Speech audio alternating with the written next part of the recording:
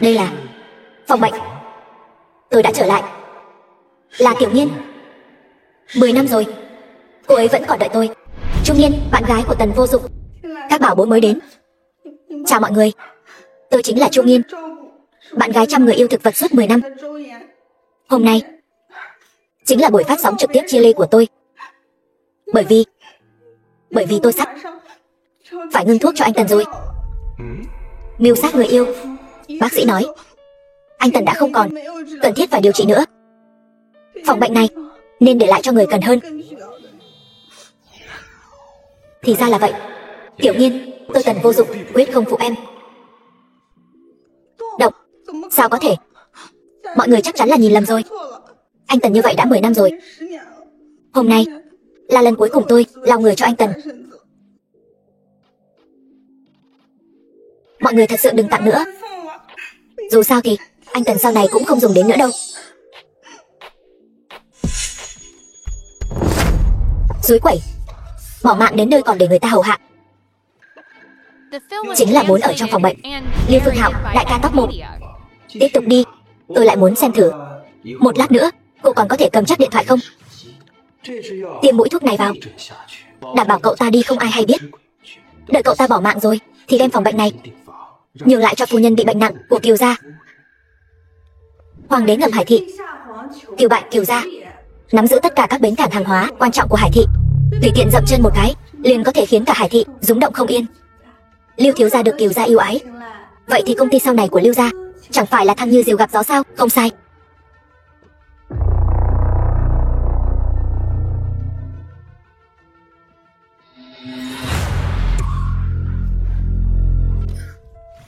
Phế vật như cậu mà còn tỉnh lại được sao? Phòng bệnh này là để nhường cho nhân vật lớn đấy. Cậu hiểu chuyện chút đi, cút về giường cho tôi, bỏ mạng đi cho tôi.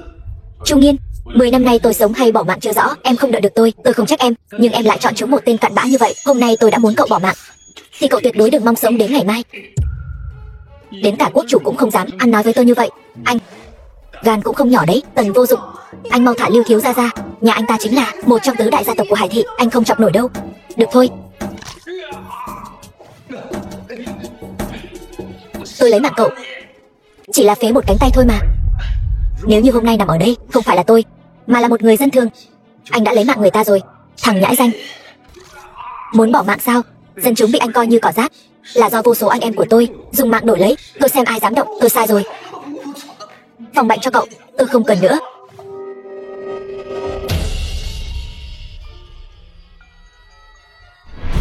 Ác đồ. Tần Vô Dụng, cậu tiêu diệt nơi lưu đày của tôi, mau ra đây bỏ mạng.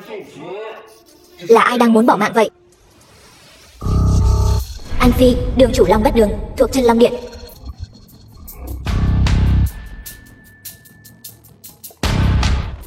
Cung nghênh Long chủ trở về. Giới thiệu một chút, tên ác đồ này là 10 năm trước trốn từ nơi lưu đày đến đại lục. Tin tức về việc Long chủ tiêu diệt nơi lưu đày vừa tung ra, hắn liền tra ra được nơi ở của Long chủ. Chúng tôi trên đường liên tục giết bỏ mạng kẻ địch, không biết bao nhiêu anh em đã bỏ mạng trong tay hắn. Yên tâm, thằng hề nhảy nhót thôi.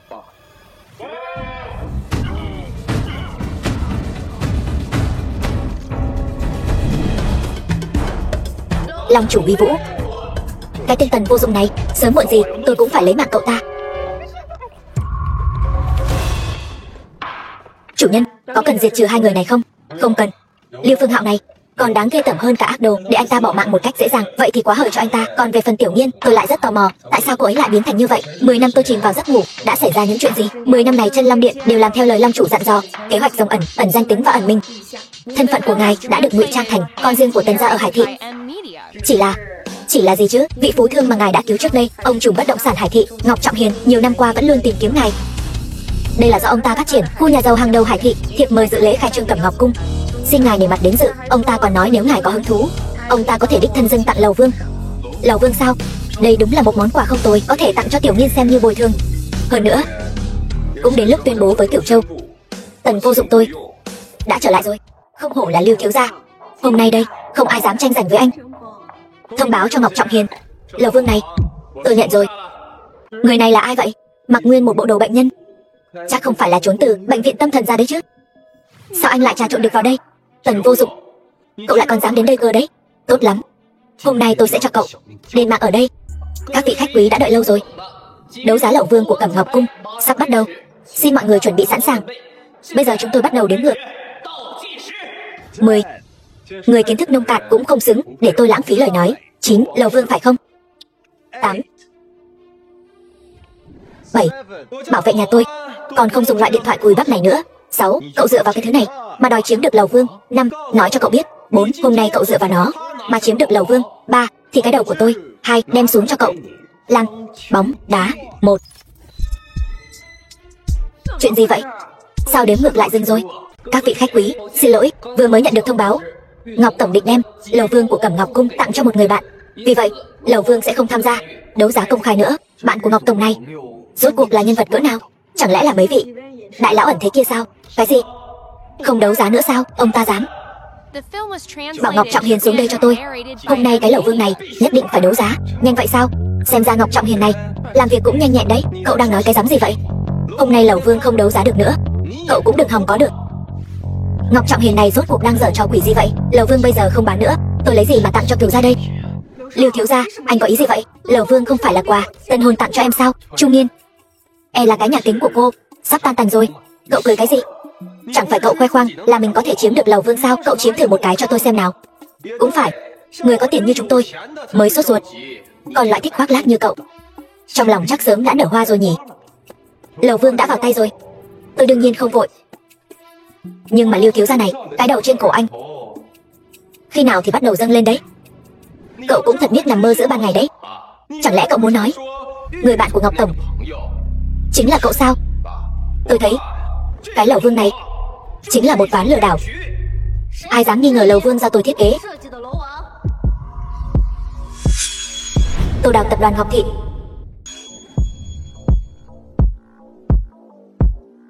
Tô tiên sinh, ngươi chính là tổng thiết kế của Cẩm Ngọc Cung sao? Vậy ngươi chắc chắn biết rất nhiều nội tình. Mau hỏi xem Ngọc Tổng rốt cuộc tặng cho ai cái Lậu Vương này, tôi nhất định phải có được. Những điều anh nói tôi đều không rõ, tôi chỉ là một nhà thiết kế. Thì ra ngươi chỉ là một kẻ làm thuê hèn mọn. Vậy tôi hỏi anh, vì sao anh muốn mua Lậu Vương? Tôi là giúp lão gia Kiều bại Kiều gia tranh mua. Tôi hiểu rồi, thì ra anh chỉ là một thằng chạy vặt hèn mọn. Họ Tô kia, ngươi có biết tôi đang làm việc cho ai không? Tôi khách khí với ngươi chẳng qua chỉ là tôn trọng. Kiều bại Kiều lão gia chính là hoàng đế ngầm của Hải Thị. Ông ta nắm giữ tất cả các bến cảng vận tải hàng hóa của Hải Thị. Cho dù là Ngọc gia cũng không dám đắc tội vị Diêm Vương sống này. Nhận thức được rồi thì mau chóng đi gọi Ngọc Tổng của các người đến đây. Lưu thiếu gia lợi hại như vậy sao? Nếu lợi hại như vậy, vì sao còn phải tìm tôi, cái tên làm thuê hèn mọn này mua lầu chứ? Ngươi Lưu thiếu gia nói không lại người khác là muốn động tay động chân sao? Hay là không thích hợp đâu nhỉ? Liên quan gì đến cậu? Một thằng ăn bám như cậu cũng muốn cứu, tôi cứ muốn động tay đấy. Cậu có thể làm gì?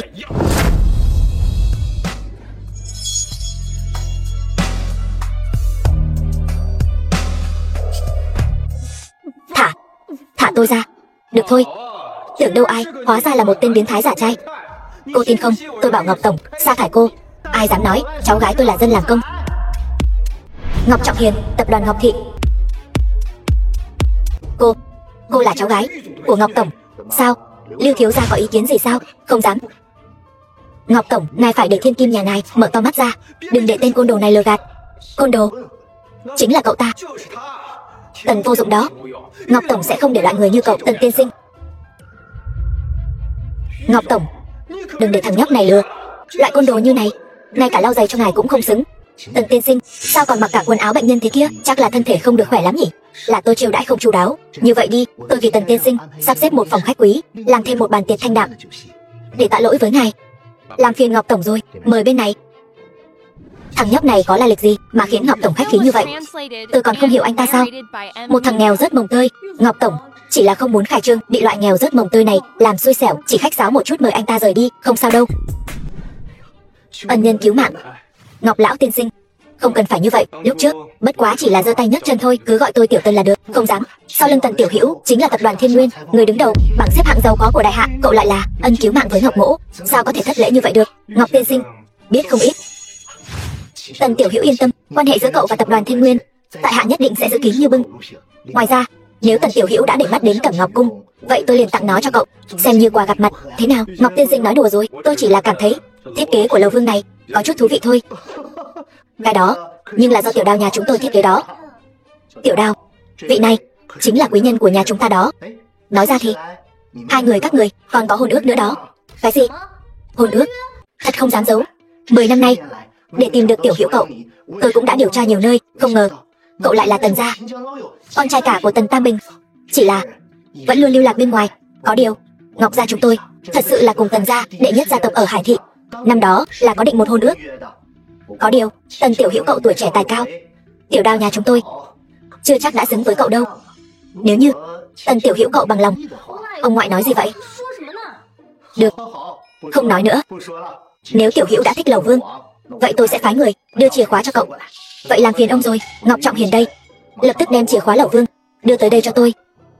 Này, tôi nói cho anh biết, cái gì mà hôn ước đó tôi sẽ không thừa nhận đâu. Đã là thời đại nào rồi, còn nói cái gì mà hôn ước? Tô tiểu thư yên tâm, cái hôn ước đó chẳng qua chỉ là lời nói đủ của thế hệ trước thôi. Không phải cô nói không nhận sao?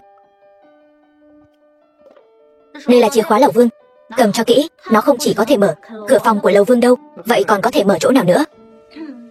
Cái này thì lát nữa anh sẽ biết. Đúng rồi, bọn họ muốn ở Cẩm Ngọc Cung tổ chức tiệc cưới. Có cần tôi giúp anh phá hỏng nó không? Không cần đâu, chuyển xuống. Hôn lễ cứ tiến hành như cũ. Hai người không phải chia tay rồi sao? Cho nên mới phải tiến hành như cũ. Sau khi tôi trở về thì không có đánh nhau nữa. Không thể tự tìm chút niềm vui cho mình sao? Tôi rất mong chờ gặp lại trong đám cưới. Lưu tổng, xin chúc mừng. Nghe nói hôm nay Kiều gia cũng sẽ đích thân đến dự. Đó là đương nhiên, Lưu tổng là người thân tín bên cạnh Kiều gia mà. Đa tạ Lý tổng, đa tạ Trương tổng. Xem đây là ai vậy? Tần Vô Dụng, cậu còn dám đến đây cơ đấy. Nếu tôi không đến, e rằng đám cưới này của anh còn không thành được ấy chứ. Cái gì? Ý gì? Không có cậu thì tôi không thành hôn được sao? Cậu tưởng cậu là chú rể hay là cô dâu đấy? Cậu là cái thá gì? Anh cứ hỏi Ngọc Trọng Hiền mà xem, lời tôi nói có đúng không? Đừng tưởng rằng lúc khai trương Ngọc tổng khách khí với cậu một chút thì cậu cho rằng mình thật sự là nhân vật gì ghê gớm. Người ta làm thế là vì sợ cậu gây rối thôi. Cậu tưởng mình là cái thá gì chứ? Đúng đấy, lại còn dám lôi cả Ngọc tổng vào, gan lớn thật đấy. Tần Vô Dụng, anh lại còn đuổi đến tận đây. Trung Niên, chúc mừng hạnh phúc. Ai thèm quà mọn của anh? Tần Vô Dụng, có phải anh cố ý làm tôi khó xử không? Lưu Phương Hạo mời tôi đến. Người muốn làm em khó xử không phải là tôi, mà là anh ta. Anh ấy bảo anh đến thì anh đến sao? Tôi bảo anh cút, sao anh không cút đi? Trung Niên, tôi hỏi em lần cuối, trong đó có thứ em mơ ước bấy lâu nay, em muốn hay là không muốn? Muốn. Những thứ mà anh chạm vào, tôi nhìn thêm một cái, tôi còn sợ bị lây cái khí nghèo hèn ấy. Cút.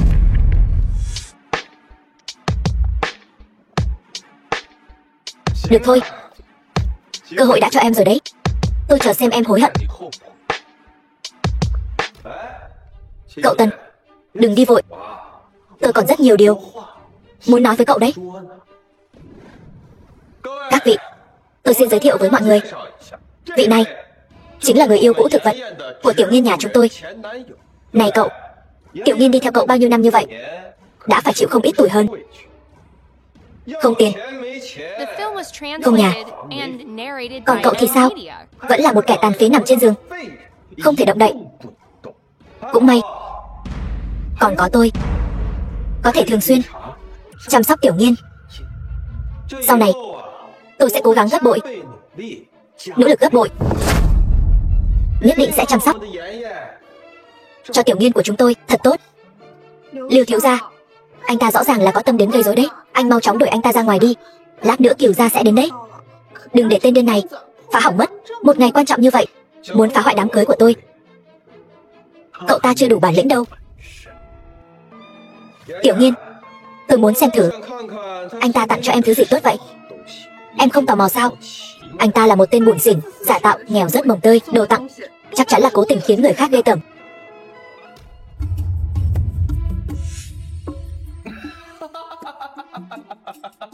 Chuyện gì vậy?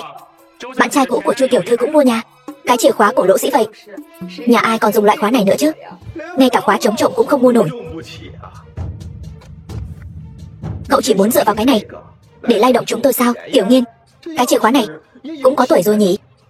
Nhưng đối với cậu mà nói, cũng coi như là dốc hết vốn liếng rồi. Chỉ là cậu đây là mua một cái tầng hầm sao? Hay là thuê một cái nhà cũ nát vậy? Trên đó không phải có chữ viết sao? Mở to mắt ra, nhìn cho rõ. Lầu Vương. Mời mọi người xem. Đây chính là sự tưởng tượng của kẻ nghèo hèn về chìa khóa Lầu Vương của Cẩm Ngọc Cung. Trong mắt loại người như cậu ta, bậc phú hào hàng đầu ở Lầu Vương chính là dùng loại chìa khóa này để mở cửa đấy. Vậy thì bọn họ chẳng phải trước cửa còn kéo thêm dây điện để sạc xe điện sao? Chẳng qua chỉ là trò đùa ác ý của một nhà thiết kế nào đó thôi. Tôi có thể làm gì đây? Tiểu Nghiên, đưa chìa khóa Lầu Vương ra đây, để cho cái tên bạn trai nghèo kết xác của em mở mang tầm mắt. Không phải, Lưu thiếu gia, không phải Lầu Vương do anh làm sao? Cũng không đưa chìa khóa cho em, nhưng rõ ràng Lầu Vương này đang viết tên của em lại bảo tôi đưa chìa khóa. 2 ngày nay em không đi tìm người của Cẩm Ngọc Cung sao? Em tìm rồi chứ, em vẫn luôn tìm. Bọn họ nói chìa khóa bị người ta lấy đi rồi, em còn tưởng là anh lấy đi, muốn tạo bất ngờ cho em chứ. Bất ngờ cái rắm? Sao vậy? Không lấy ra được? Sao lại thế này? Không lẽ thật sự không có chìa khóa chứ? Không thể nào. Đây chính là Lưu gia, một gia tộc lớn nổi tiếng ở Hải Thị. Mất mặt quá. Không phải anh quen biết với Ngọc Tổng sao? Hay là anh trực tiếp hỏi Thường Ngọc Tổng đi. Chuyện gì cũng để tôi hỏi. Vậy tôi cần em làm gì? Lưu thiếu gia, anh đừng giận mà. Đúng rồi, nghe nói hôm nay Tô tiểu thư của Ngọc gia sẽ đến lúc đó em nhất định sẽ hỏi cô ấy, không cần hỏi nữa. Nhiều lễ vật tốt như vậy, Ngọc gia thật sự là ra tay hào phóng. Lưu thiếu gia thật là tuổi trẻ tài cao, ngay cả Ngọc Tổng cũng phải tranh nhau đến định bợ. Tô tiểu thư có thể đến, thật sự là vinh hạnh cho tôi và Tiểu Nghiên, còn mang theo nhiều quà như vậy. Tô tiểu thư thật là tốn kém quá. Đúng vậy, quá quý trọng rồi. Tần tiên sinh, đây là tập đoàn Ngọc Thị của chúng tôi, có chút thành ý đối với chủ nhân Lầu Vương Cẩm Ngọc Cung, cũng là quà mà ông ngoại tôi tự mình lựa chọn. Mong Tần tiên sinh đừng chê bỏ. Đến không muộn chứ? Cô đó là cố ý đến xem kịch hay đúng không? Tô tiểu thư có phải nhầm lẫn rồi không? Trên Lầu Vương này viết tên của Tiểu Nghiên đó. Lưu thiếu gia nói đùa rồi. Ngày đấu thầu hôm đó viết tên ai tôi không biết, tôi chỉ là làm theo lời dặn của ông ngoại. Rốt cuộc ai có chìa khóa Lầu Vương? Người đó mới là chủ nhân thật sự của Lầu Vương, không phải sao? Tô tiểu thư, cô đừng để bị cái tên quỷ nghèo nói dối không chớp mắt này lừa gạt. Chìa khóa trên tay cậu ta là giả đó. Trời, Tần tiên sinh, là giả sao? Rõ ràng là chìa khóa do chính tay cô đưa cho tôi. Người phụ nữ này đúng là thích diễn kịch. Thôi thì cứ chơi với cô ta vậy. Vậy xin hỏi Tô tiểu thư, chìa khóa này của tôi nên giám định thật giả thế nào? Hay là lên lầu thử xem? Cái này thì không cần, không phải ai cũng có tư cách đặt chân đến địa giới của Lầu Vương. Phương pháp chứng minh chìa khóa thật giả vẫn còn một cách nữa.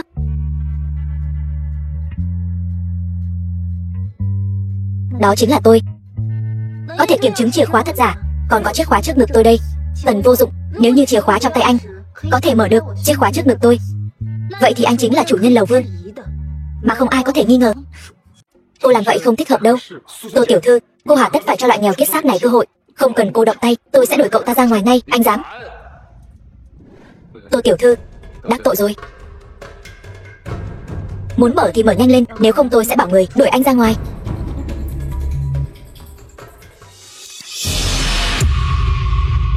Sao có thể như vậy? Chìa khóa trong tay Tần vô dụng này lại thực sự là chìa khóa của Lầu Vương. Sao có thể như vậy? Trả lại cho tôi, đó là chìa khóa của tôi. Muốn làm gì vậy hả? Trung Nghiên, ban đầu tôi chỉ muốn thực hiện lời hứa đưa chìa khóa đến tay em. Nếu như các người đều không muốn, sau này đừng đến cầu xin tôi. Chẳng lẽ người tặng Lầu Vương cho tôi thật sự là... Tần vô dụng, anh đứng lại cho tôi. Tôi hiểu rồi, là cô ta giúp anh. Cô ta là Thiên Kim tiểu thư của tập đoàn Ngọc Thị. Anh bám lấy cô ta chính là để đến công ty cô ta trộm đồ. Xem ra vị Thiên Kim đại tiểu thư này cũng chẳng ra gì, bị một tên côn đồ làm mê muội tâm trí, ngay cả chuyện này cũng làm được. Cô ta điên rồi. Mấy năm nay Lưu gia tuy rằng phong quang, nhưng mà đối đầu với Ngọc gia e rằng cũng không thích hợp lắm đâu. Đây chính là thái độ em nói chuyện với Tô tiểu thư sao? Tô tiểu thư, cô cũng biết đấy, Tiểu Nghiên chỉ là một hot girl nhỏ bé, không có chút văn hóa nào. Có điều những lời cô ta nói cũng không phải là không có lý. Tô tiểu thư, chìa khóa Lầu Vương này có phải là Ngọc Tổng đưa nhầm rồi không? Cô cũng biết đấy, Lầu Vương này là tôi đã chuẩn bị kỹ càng để hôm nay hiếu kính Kiều gia. Một lát nữa Kiều gia đến, thấy chuyện náo thành như vậy, cả cô và tôi đều khó ăn nói đấy. Kiều bại, hoàng đế ngầm của Hải Thị, cung nghênh Kiều gia. Cô là cháu gái của Ngọc Trọng Hiền sao? Sao, gặp tôi, tại sao không bái lại? Tôi không có việc gì cầu xin ông, lại chưa từng đắc tội ông, vì sao phải bái lại? Tiểu thư được người cưng chiều, đúng là lanh lợi hoạt bát. Còn cậu nhóc kia, không lẽ cũng có thân phận là người giàu nhất ở Hải Thị sao? Kiều gia phải không? Đón tiếp không chu đáo. Nhưng muốn tôi bái kiến ông, tôi sợ ông tổn thọ đấy. Cậu là Kiều gia? Chính là cái thằng họ Tần kia. Cậu ta đã trộm chìa khóa lầu vương của ông, còn luôn mồm hoanh hoang nói lầu vương là của cậu ta. Nực cười. Lầu vương là căn hộ đẳng cấp, chỉ có thân phận như ngài. Cậu đang dạy tôi làm việc à?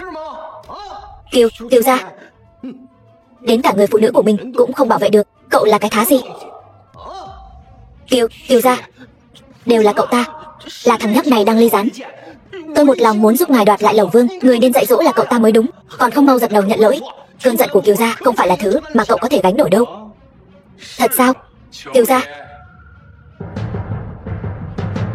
đều câm mồm cho tôi. Cút.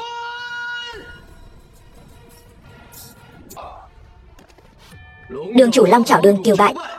Bái kiến Long chủ. Đường là đường chủ Long Chảo Đường, nắm trong tay mạng lưới tình báo số 1 ở đế đô. Ngày thường cũng chỉ ở đế đô trực thủ, có thể gặp được ở cái nơi nhỏ bé như Hải Thị này cũng không dễ dàng gì đâu. Không đúng, bây giờ là Kiều gia hoàng đế ngầm Hải Thị rồi nhỉ? Long chủ thứ tội.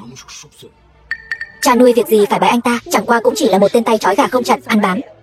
Để con giúp người kết liễu anh ta, Uyên Vĩ không được vô lễ.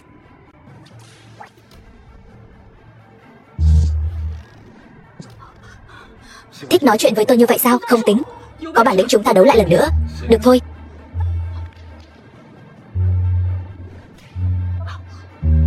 Còn đấu nữa không? Không đấu nữa, anh thả tôi ra. Con to gan. Con có biết người con đụng phải là ai không?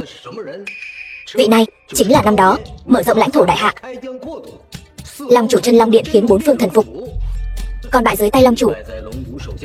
Còn có gì không phục nữa? Còn không mau tạ tội đi. Long chủ. Uyên Vĩ biết sai rồi, xin Long chủ trách phạt. Về phần thuộc hạ tự ý rời khỏi chức vụ đến Hải Thị, thực chất là để truy tra một vụ án 10 năm trước, chuyện cũ của Tần gia. Ý ông là ngọc bội trước ngực trung niên. Long chủ anh minh. Không sai, chính là ngọc bội gia chủ Tần gia. Đồ của Tần gia đế đô tôi sao có thể lưu lạc đến cái Hải Thị không ra gì này còn ở trong tay Lưu gia, huống chi còn là ngọc bội gia chủ Tần gia. Năm đó chân Long Điện ẩn lui khỏi đại lục, Tần gia cũng theo đó mà rời nhà đi, mà Long chủ ngài thì không thấy tăm hơi. Cho nên trong lúc hỗn loạn, Tần gia cũng bị trộm mất một lô bảo vật. Hỗn trướng, đường chủ của Long Nha Đường đối ngoại chinh chiến, ông đường chủ của Long Chảo Đường đối nội phòng thủ thu thập tình báo, vậy mà chuyện này cũng làm không xong. Ông có biết không, ngọc bội gia chủ đó tôi đích thân nắm giữ. Trên có thể điều động ngàn tỷ vốn của tập đoàn Thiên Nguyên, dưới có thể sai khiến Long Chảo Đường của ông tất cả xếp hàng nhảy xuống biển cho cá ăn. Còn quan trọng hơn cả cái đầu trên của ông đấy. Vâng.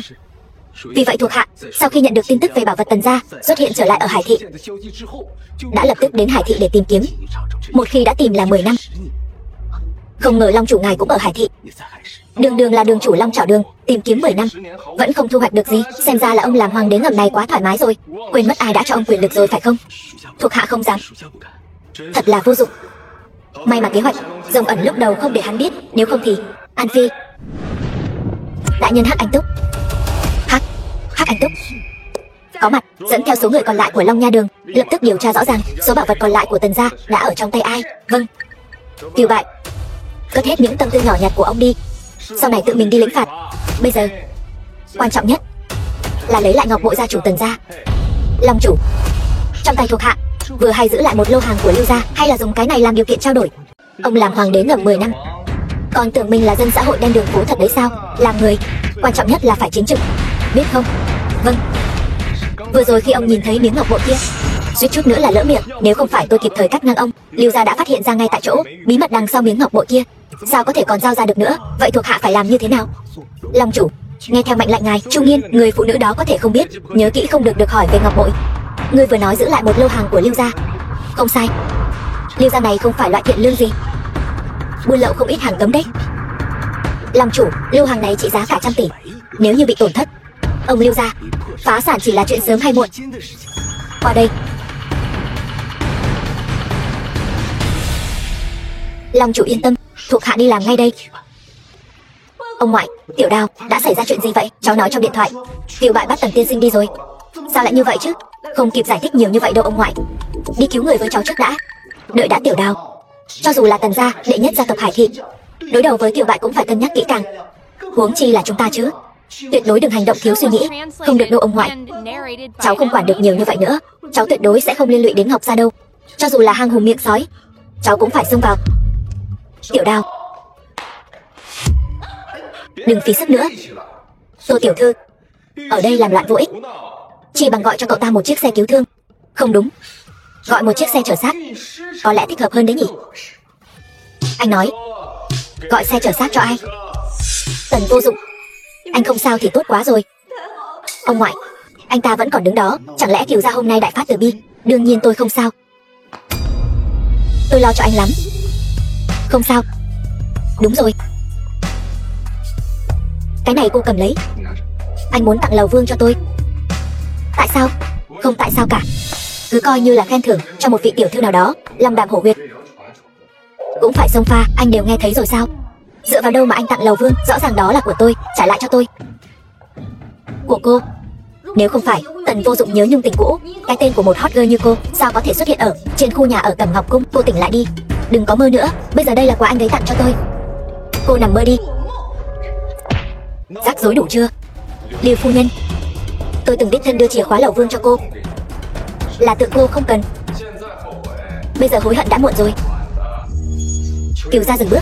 Chìa khóa Lầu Vương này rơi vào tay tôi Đào, cái con nhóc danh này. Hay là chúng ta? Đồ vô dụng. Lầu Vương đã có chủ. Lẽ nào cậu bảo tôi đường đường là một hoàng đế ngầm lại đi cướp sao? Kiều gia, đến một cái nhà nát cậu cũng không giải quyết được. Tôi thấy hàng Lưu gia của cậu là không muốn nữa rồi đúng không? Kiều gia, ngài bớt giận. Bớt giận.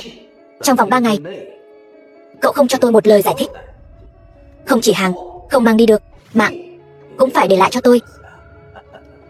3 ngày. Kiều gia, ngài có thể nới rộng thêm cho tôi không? Kiều gia, ngài bớt giận. Đều tại cái con nhỏ phá của này, suốt ngày chỉ biết gây chuyện cho tôi. Anh lại đánh tôi. Đánh cô thì sao? Còn đeo ngọc bội của nhà chúng tôi. Đưa đây cho tôi. Tần Vô Dụng, anh chờ đó cho tôi. Ngọc tiên sinh, Tô tiểu thư, tôi còn chút việc nên xin phép đi trước. Anh, nếu Tô tiểu thư còn có việc gì, có thể đến địa chỉ này tìm tôi. Biệt thự Vọng Hải. Đây chẳng phải là nơi được mệnh danh là một trong những biệt thị thần bí nhất Hải thị sao? Sao thế? Đứa cháu gái ngoan ngoãn luôn miệng nói sẽ không bao giờ lấy chồng, cuối cùng cũng động lòng rồi sao? Ông ngoại, có gì mà phải ngại chứ? Vốn dĩ cháu cũng là vị hôn thê danh chính ngôn thuận của người ta. Cố gắng lên mà theo đuổi đi, ông ngoại. Rất kỳ vọng vào cháu đấy. Tần Vô Dụng, tôi nhất định sẽ hạ gục anh. Nghe nói lần này các vật phẩm đấu giá, hai vị đều đã nghe nói rồi chứ? Nghe nói lần đấu giá này Lưu gia lấy ra một miếng ngọc bội truyền thế. Không sai. Nếu Nghiêm thiếu gia thích thì đừng ngại chi. Còn có Trương thiếu gia nữa, đương nhiên rồi. Yên tâm đi, mấy đại gia tộc ở Hải thị chúng ta không giúp đỡ lẫn nhau. Lẽ nào lại để cho đám nhà giàu mới nổi Ngọc thị bắt nạt lên đầu chúng ta sao? Vậy thì làm phiền hai vị rồi. Chỉ cần Lưu gia tôi có được Thiên Tuyết băng phách, hàng trong tay Kiều gia ai thấy cũng có phần.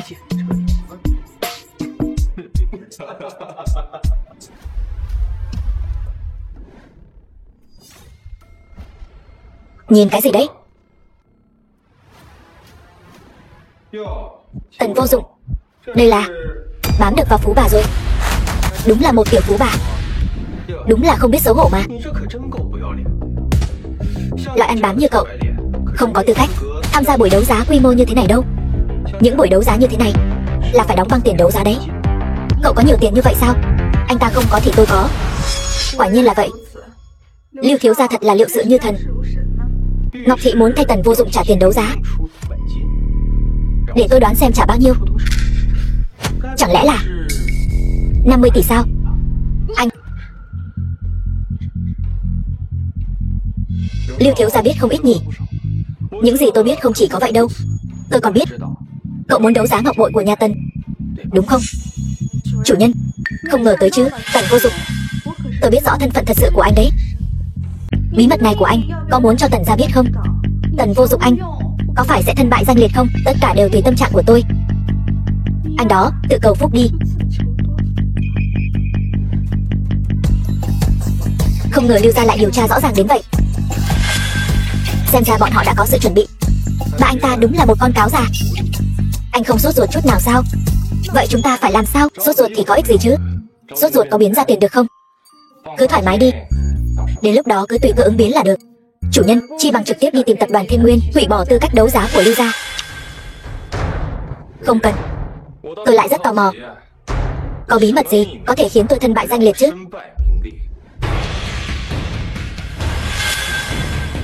Vừa nãy cô đứng gần anh ta như vậy. Nói gì vậy chứ?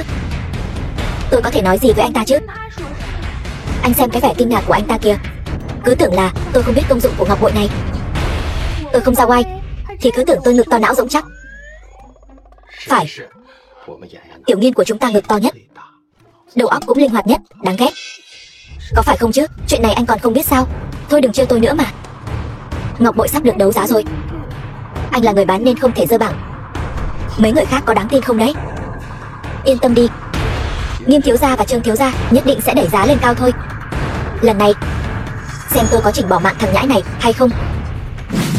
Hoan nghênh các vị tham gia buổi đấu giá Thiên Nguyên lần này. Buổi đấu giá lần này có tổng cộng 5 món bảo vật. Món đầu tiên chính là một vị thuốc quý ngàn vàng khó cầu, sinh trưởng ở vùng cực hàn, Thiên Tuyết băng phách. Trời, Thiên Tuyết băng phách. Không phải nói là đấu giá ngọc bội trước sao? Sao lại là Thiên Tuyết băng phách? Có phải là cậu giở trò quỷ không? Lưu thiếu gia đây là có ý gì? Buổi đấu giá đường đường chính chính của tập đoàn Thiên Nguyên, sao có thể để mấy con tôm tép làm loạn chứ? Rõ ràng là tôi đã lo lót mọi mối quan hệ rồi. Không thể nào, chắc chắn là có nhầm lẫn rồi. Người đâu? Người đâu? Đây là buổi đấu giá Thiên Nguyên. Tôi khuyên anh nên suy nghĩ kỹ trước khi gây sự. Ở đây mà gây rối, tôi sẽ mời anh ra ngoài đấy. Cậu. Thiên Tuyết băng phách quan trọng hơn. Anh đừng hoảng. Chúng ta chỉ cần hạ Thiên Tuyết băng phách thôi, giải được nguy cho Lưu gia. Bất quá chỉ là một tần vô dụng mà thôi, không đủ tạo thành uy hiếp gì đâu. Hơn nữa, chẳng phải chúng ta vốn đã định chỉ để ngọc bội qua tay hắn thôi sao? Không sai. Cứ để thằng nhóc này đắc ý một lát. Một lát thôi. Thiên Tuyết băng phách giá khởi điểm 100 triệu. Tôi ra 1 tỷ. Lưu siêu ra tay vẫn hào phóng như vậy. Lưu gia sao lại phái người đến mua dược liệu thế này? Cứu gia vì chữa bệnh cho phu nhân, đi khắp nơi cầu thuốc, chính là đang cầu vị Thiên Tuyết băng phách này. Nhà nào mà có thể đấu giá được nó, rồi tặng cho Kiều gia, Kiều gia liền có thể bảo hộ gia tộc đó một đời vinh hoa. Bảo vật tốt như vậy ai mà không muốn chứ? Cô thích sao? Vậy tôi mua cho cô. Được. Cậu mua cho cô ta. Dùng tiền của phụ nữ mua đồ cho phụ nữ. Người vừa nhu nhược vừa vô liêm sỉ như cậu thật sự là hiếm thấy. Vậy thì thật trùng hợp, tôi cũng chưa thấy ai ra giá 1 tỷ một lần như vậy. 10 tỷ. Xin lỗi nhà Lưu thiếu gia, đang vội. Người này lai lịch gì vậy, ra giá mạnh bạo như vậy? Chính là kẻ ăn bám đẹp trai của Tô tiểu thư. Chỉ là không phải tiêu tiền của mình thôi. Thiên Tuyết băng phách giá trị ước tính vượt quá 10 tỷ. Mức giá này không tính là lỗ mãng. Có người 1 tỷ một lần mới là muốn kiếm món hời. Đáng tiếc đây là buổi đấu giá, không phải chợ rau. Không phải ai cũng mù không biết hàng. Con bé này là đang mắng chúng ta đấy sao? Đừng để ý tới cô ta. Tôi không vội. Tôi chỉ sợ anh theo không nổi thôi. 150 tỷ, 200 tỷ, 300 tỷ, 400 tỷ, 500 tỷ. Lần này Lưu gia và Ngọc gia đều bỏ vốn lớn rồi. May mà chúng ta không tham gia. Lưu thiếu gia uy vũ, Tần vô dụng, cậu là không dám theo, hay là theo không nổi vậy? Lúc nãy cậu không phải rất giỏi sao? Cậu đừng tưởng rằng dựa vào một Ngọc gia là ghê gớm lắm. Cậu chẳng qua chỉ là một con chó của một phú bà nhỏ mà thôi. Lưu gia đã dồn một lô hàng, chuỗi vốn có vấn đề. 500 tỷ này e là giới hạn của bọn họ rồi. Gọi nữa thì bọn họ gặp chuyện mất. Nhìn xem phú bà nhỏ của cậu kia, hết tiền rồi không cho cậu đấu nữa rồi. Cậu đó ngoan ngoãn mà, làm liếm cẩu của cô ta đi. Đừng vì chút tôn nghiêm đàn ông mà đập luôn cả cái chậu ăn cơm của mình. Không cần lo lắng, tin tôi. 600 tỷ, 600 tỷ. Trước đây Thiên Tuyết băng phách ở đế đô cũng không đấu giá được mức giá cao như vậy. Ngọc gia này thật không thể lường trước được. Không thể nào, Ngọc gia sao có thể lấy ra 600 tỷ, 650 tỷ. Lưu gia vậy mà vẫn còn theo được. Chẳng phải nhà bọn họ đang căng thẳng về vốn sao? Cô tưởng rằng sau lưng Trung Yên chỉ có một mình Lưu Phương Hạo là kim chủ thôi sao? Người này không đơn giản, những năm gần đây kiếm được cũng không ít. 700 tỷ. Tần vô dụng. Tần vô dụng điên rồi sao? Ngọc gia cũng phát điên rồi sao? Lưu thiếu gia không thể đấu giá nữa. Cái tên Tần vô dụng này chắc chắn là nghĩ chúng ta sẽ tiếp tục đấu giá. nên mới có thể tùy tiện cứ tăng giá trực tiếp như vậy. Đừng quên, mục đích thực sự của anh ta là miếng ngọc bội đó. Không đấu giá thì làm sao? Kiều gia ép chặt như vậy, chẳng lẽ muốn cả nhà chúng ta đều bỏ mạng sao? Vậy thì làm sao bây giờ? Chúng ta hết tiền rồi. Hai vị huynh đệ, cho tôi mượn một ít tiền đi. Mấy nhà chúng ta đồng tâm hiệp lực, chỉ cần tôi đấu giá được Thiên Tuyết băng phách, nối được đường dây với Cửu gia, tôi sẽ không bạc đãi các người đâu. Lưu thiếu gia, giá này của cậu cao quá rồi, thật sự không thể tăng thêm được nữa. Đúng vậy, cậu nói xem gia nghiệp nhỏ bé của chúng tôi có bao nhiêu thì cho mượn bấy nhiêu, coi như tôi cầu xin các người có được không?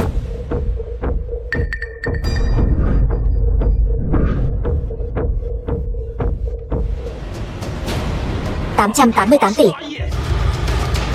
Tần Vô Dụng, cậu không phải rất lợi hại sao? Cậu vẫn theo chứ?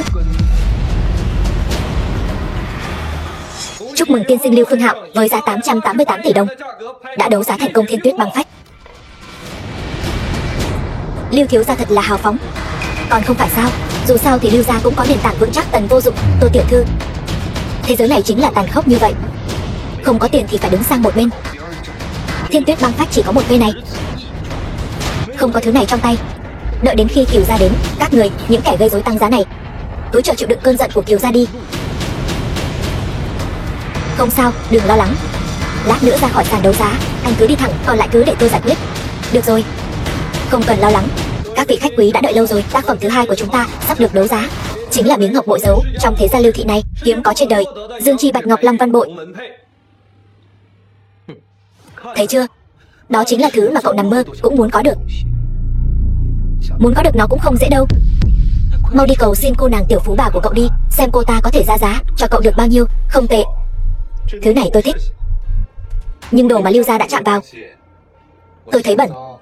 Họ Tần kia, bớt ở đó khoác lác đi, ăn không được thì chê bai, còn chê bẩn. Tôi thấy là cậu không có tiền để đấu giá thì có. Lưu thiếu gia, loại người như anh ta thì làm gì có tiền mà đấu. Có thể đứng ở đây nhìn một cái đã coi như là phúc của anh ta rồi. Làm gì vậy? Bọn họ coi thường anh, tôi giúp anh đấu giá. Cô cảm thấy thứ này đáng giá bao nhiêu tiền? Tôi nghe bọn họ nói ít nhất cũng phải 500 tỷ. Nếu như cạnh tranh khốc liệt, 600 tỷ cũng là có khả năng. Nhưng nếu như lên đến 600 tỷ, chúng ta sẽ hơi khó khăn đấy. Không sao, Dương chi bạch ngọc long văn bội, giá khởi điểm 1 tỷ. Các vị khách quý có nhu cầu có thể ra giá. Quả thật là ngọc tốt. 2 tỷ, 3 tỷ, 5 tỷ. Đây chính là bảo vật Lưu thiếu gia đau thắt lòng mà mang ra đấy. Anh em phải ủng hộ nhau chứ. Vậy tôi ra giá 10 tỷ, 20 tỷ. Cảm ơn Nghiêm thiếu gia đã ủng hộ. Cảm ơn Trương thiếu gia. Thứ này tuyệt đối là một món đồ tốt. Mọi người cứ thoải mái mà đấu giá. Tần Vô Dụng vậy mà thật sự không động tĩnh gì. Chẳng lẽ anh ta không muốn miếng ngọc bội này sao? Cô hỏi tôi. Chẳng phải cô nói anh ta sẽ đấu giá ngọc bội sao? Sao? Vẫn còn khó quên tình cũ với anh ta. Cố ý chơi tôi sao? Lưu thiếu gia, sao anh có thể nghĩ về tôi như vậy chứ? Tôi trung thành với anh hết mực, nhưng cái gì cũng cho anh hết rồi. 20 tỷ lần thứ nhất, còn ai ra giá cao hơn không? Muốn dùng 20 tỷ ít ỏi mà đấu giá được sao? Không có cửa đâu. Lưu thiếu gia, trên sàn đấu giá là cạnh tranh công bằng. Đây là lần thứ 2 rồi đấy. Hai người các người làm sao vậy? Mau chóng tăng giá đi chứ. Không tăng được nữa rồi. Lưu thiếu gia, phần lớn tiền trong tài khoản của tôi chẳng phải đều đã cho anh mượn rồi sao? Còn cậu, tăng giá đi chứ. Tôi cũng vậy thôi. Hôm nay tôi nói thật cho mọi người biết, miếng ngọc bội này trị giá hơn 40 tỷ. Cho dù thế nào đi nữa, mấy người đấu giá được là có lời đấy. Đừng có lo lắng gì cả, cứ thoải mái mà đấu giá. Lưu thiếu gia, chúng tôi muốn đấu giá cũng phải có tiền chứ. Đúng vậy. Dù cho miếng ngọc này có đáng giá đến đâu, chẳng phải chỉ là một miếng ngọc thôi sao? Nói một câu khó nghe, lỡ như sau này nó mất giá thì sao? Vậy chẳng phải là đang đánh cược mạng sống sao?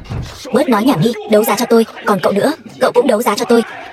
Tần Vô Dụng, chẳng phải cậu rất muốn có được đồ vật của Tần gia các người sao? Bây giờ nó đặt ở đây, cậu có bản lĩnh thì lấy nó về đi chứ. Đồ hèn nhát. Ăn nói cho cẩn thận vào.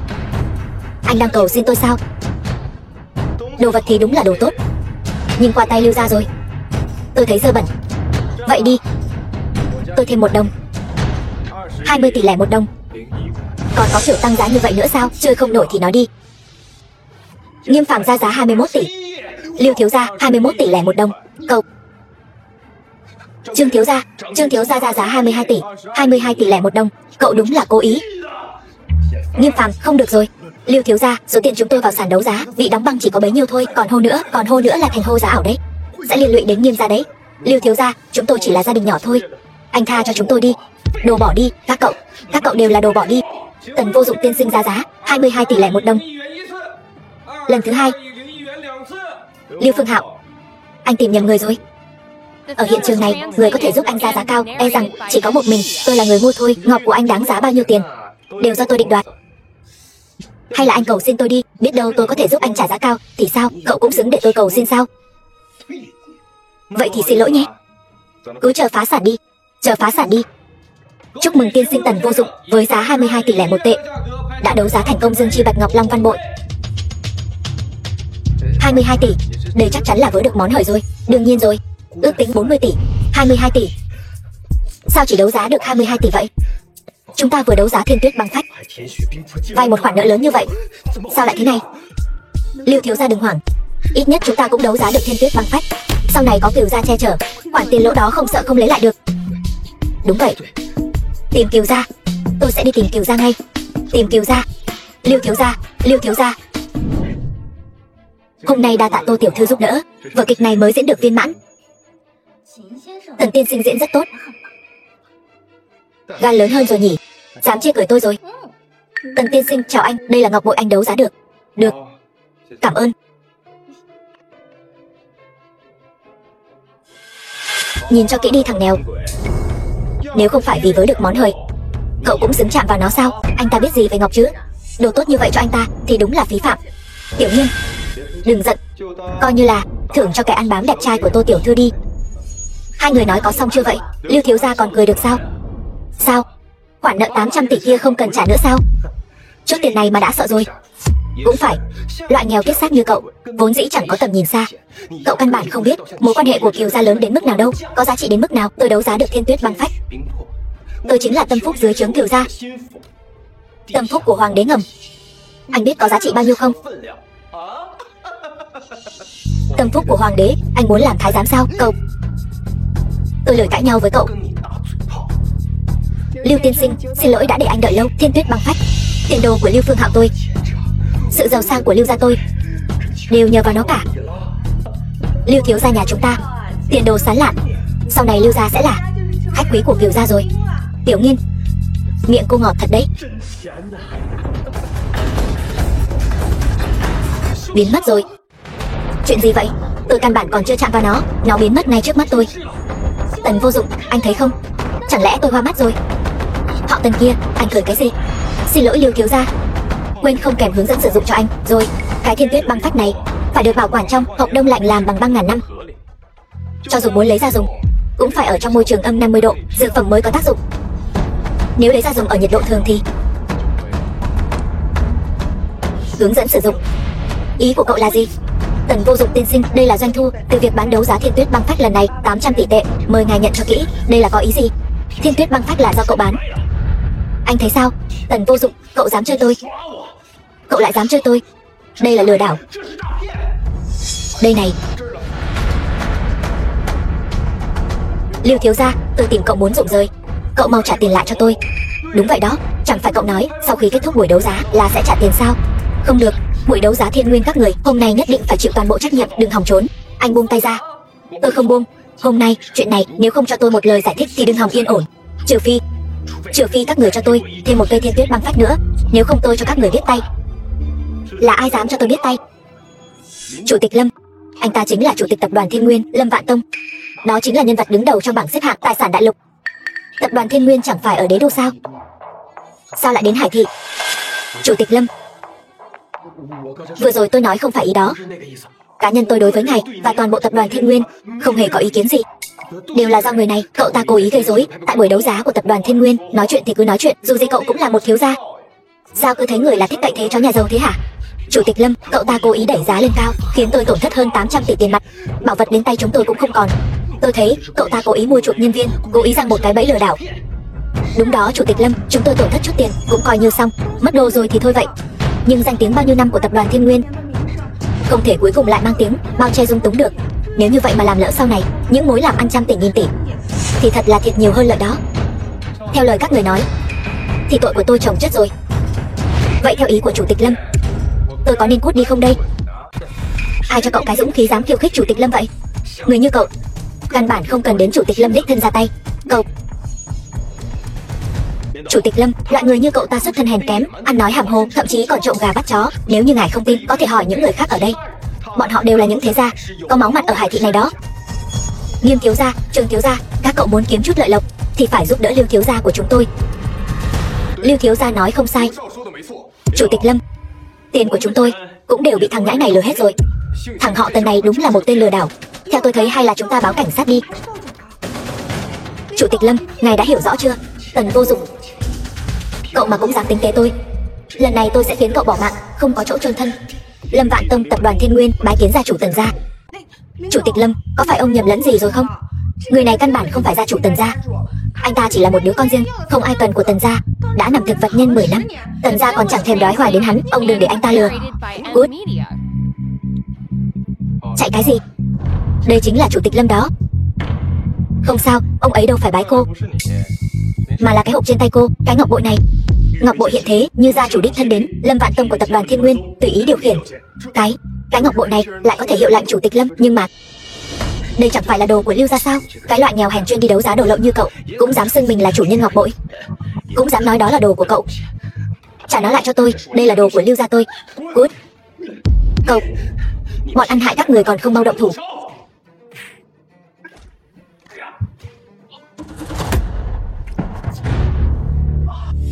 Tơ tưởng đến những thứ không nên tơ tưởng. Tội thứ nhất, cái thằng nghèo hèn này, cậu lại dám đánh tôi, không coi ai ra gì, ăn nói thô tục. Tội thứ hai, hai người các người cứ trơ mắt nhìn tôi bị ức hiếp vậy hả? Các người lấy mạng cậu ta cho tôi, xúi giục thế gia phạm thượng. Tội thứ ba, Lâm Vạn Tông, ba tội cùng phạt. Ông nói Lưu gia nên xử trí thế nào đây? Lưu gia đoạn tuyệt đường sống, xóa tên khỏi Hải thị, các người dám? Lưu gia tôi kinh doanh ở Hải thị bao năm nay, còn có Kiều gia, hoàng đế ngầm che chở. Lâm Vạn Tông, dù ông có là người giàu nhất thì sao chứ? Ông nên hiểu cho rõ, rồng mạnh cũng khó ép được rắn địa phương. Lại là Kiều bại, ông ta là cái thá gì? Hoàng đế ngầm đến. Tần vô dụng, cậu xong rồi. Cậu lại dám mắng Kiều gia trước mặt ông ấy. Kiều gia chính là thằng nhãi này vừa mắng ông, cậu ta mắng ông không ra gì. Từ đâu ra con chó hoang thế này? Uyên Vĩ, xử lý đi. Mình biết ngay ngọc bội đó là lịch không nhỏ, ngay cả Kiều gia cũng để ý nhiều lần. Chỉ tiếc cho Lưu gia đúng là bùn loãng không chắc nổi tường. Lần này Lưu Phương Hạo e là không xong rồi. Ném cậu ta ra ngoài. Vâng.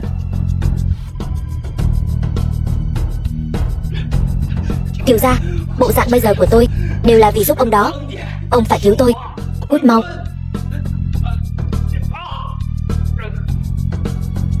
Khoan đã, tấm thẻ này cô còn nhớ chứ? Đây là 100.000 năm đó cho tôi, giữ lại mua xe lăn cho chồng cô đi. Sao lại đi rồi? Vậy tiền Lưu gia nợ chúng ta thì sao? Đứng lại.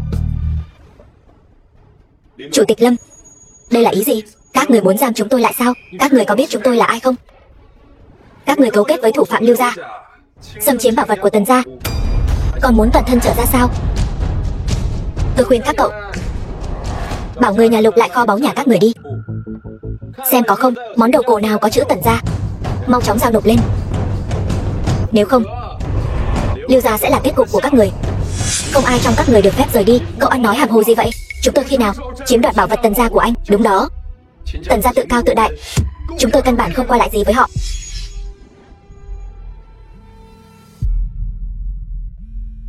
Alo ba, thằng nhãi danh, con đã làm gì vậy? Khoản vay của công ty chúng ta sao không được duyệt nữa rồi?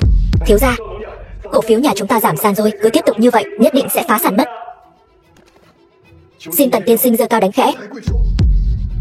Tần tiên sinh, là chúng tôi có mắt không tròng, xin Tần tiên sinh tha mạng, chúng tôi sẽ lập tức mang bảo vật của Tần gia đến. Đây là theo lệnh của ngài, qua thăng chức cho Tô tiểu thư. Được rồi, lui xuống đi.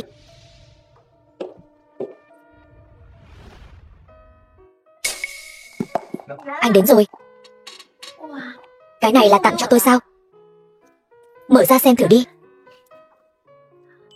Là nhà thiết kế ít người biết mà tôi thích nhất đó. Cô thích là tốt rồi, anh đặc biệt mua cho tôi sao? Cái này An Phi chuẩn bị, con bé khá chu đáo. Sao thế, lại không thích nữa rồi? Đến lừa người cũng không biết. Con bé Tiểu Đào này từ nhỏ đã bị tôi nuông chiều hư rồi, kiêu căng, tùy hứng. Tần tiên sinh, cậu ngàn vạn lần đừng chấp nhận nó đấy. Cả con nữa. Chuyện sắp thăng chức làm phó tổng giám đốc tập đoàn Ngọc Thị rồi. Hôm nay trong nghi thức nhậm chức này, ngàn vạn lần đừng làm ông mất mặt đấy. Cảm ơn Tần tiên sinh. Tần tiên sinh, tôi không giấu gì cậu. Tôi đây chỉ có một người thừa kế là Tiểu Đào thôi. Con bé tuy thông minh, nhưng trung quy vẫn không đủ vững vàng. Khoảng thời gian này, tôi thấy con bé ở bên cậu vui vẻ như vậy. Tôi cũng có một thỉnh cầu không phải phép. Ngọc tiên sinh cứ nói, nếu cậu không chê. Tôi hy vọng cậu có thể cưới Tiểu Đào, tiếp nhận vị trí chủ tịch hội đồng quản trị của tôi. Ngọc tiên sinh, tôi lại coi một thứ hàn nhái là bảo bối. Ngọc Trọng Hiền, ông đúng là mù rồi. Tần Tường, nghi thức nhậm chức của tập đoàn Ngọc Thị chúng tôi không hề mời người nhà Tần gia các người. Mời cậu lập tức ra ngoài, nếu không tôi sẽ gọi bảo vệ đấy. Không mời Tần gia. Vậy chẳng phải anh ta phải cút cùng tôi sao? Tần Vô Dụng là khách quý của nhà tôi, có quan hệ gì tới anh? Chư vị chắc không biết chứ. Cái tên ăn bám nổi tiếng Tần Vô Dụng này, thật ra chính là một đứa con riêng không ai cần của Tần gia chúng tôi. 10 năm trước, anh ta một mình chạy đến Tần gia chúng tôi nhận thân. Chắc là cha tôi lúc đó cũng hồ đồ rồi. Cái loại đàn bà đó sinh ra đứa con, ông ấy vậy mà lại giữ lại. Nhưng mà trung quy vẫn là. Không bao lâu sau, anh ta liền đánh nhau với đám côn đồ, tự mình đánh phế mình. Trong khoảng thời gian này, đến ăn uống bài tiết cũng không tự lo được. Cha tôi ngoài việc đóng tiền viện phí cho anh ta ra, thì căn bản có quản anh ta đâu. Không biết đã bị bao nhiêu bác sĩ, y tá sờ mó vào mông rồi nhỉ. Ngọc Trọng Hiền, ông nói xem, ông lại tìm một tên phế vật như vậy để cưới Tô tiểu thư tiếp quản tập đoàn Ngọc Thị. Bảo vệ, đem người này đuổi ra ngoài cho tôi. Tôi không có ý định tiếp quản tập đoàn Ngọc Thị. Tương tự, tôi cũng không có hứng thú với Tần gia các người. Coi như anh còn có chút tự biết mình, nhưng nếu cậu cứ khăng khăng khiêu khích, tôi không ngại phế bỏ Tần gia. Phế bỏ Tần gia? Hình như tôi vừa nghe thấy có người xì hơi bên tai tôi thì phải. Tần Vô Dụng, tôi biết gần đây anh có được một món bảo vật, đang đắc ý lắm đúng không? Nhưng anh không biết đấy thôi, bảo vật là hàng thật giá thật, còn anh lại là đồ giả. Bảo vật? Cậu đang nói cái này, coi như anh biết điều. Cả Hải Thị đều biết, bảo vật này là của Tần gia chúng tôi. Một đứa con riêng không ai cần, anh căn bản không xứng đụng vào nó. Tôi khuyên anh đó, ngoan ngoãn giao nó ra đây, tôi còn có thể tha cho anh một mạng. Cậu tưởng đây là bảo vật của Tần gia các người sao? Được thôi, nếu cậu đã muốn thế, là anh trai của cậu cũng không phải là không thể cho. Nhưng mà cậu muốn ngọc bội này, phải nói tiếng người cầu xin tôi, tiếng chó rồi tôi nghe không hiểu. Đồ giả mạo, anh muốn bỏ mạng sao? Tần đại thiếu gia, Ngọc gia chúng tôi tuy rằng không bằng Tần gia các người, nhưng cũng không phải ai muốn dẫm lên cũng được.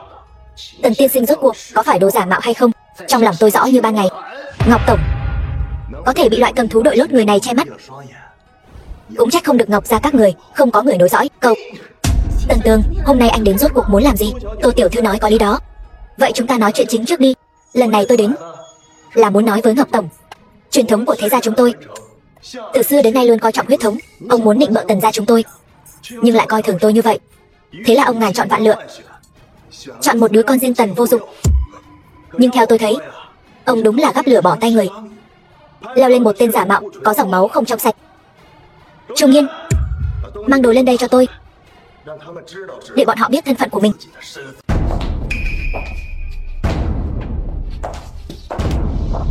Trung Nghiên, sao lại là cô? Đại tiểu thư, tôi đến cứu vớt cái đầu óc yêu đương của cô đây.